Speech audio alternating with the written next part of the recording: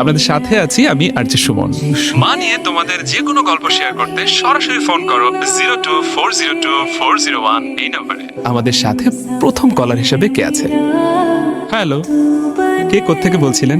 Hello Suman, আমি মা।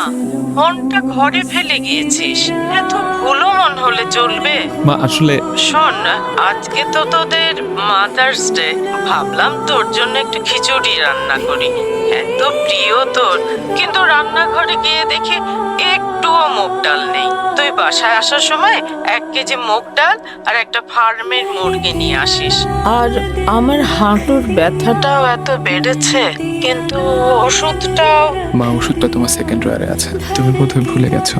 আর বাইরে খেয়ে আসিস না, তাড়াতাড়ি বাসায় ফিরিস। আসবো মা।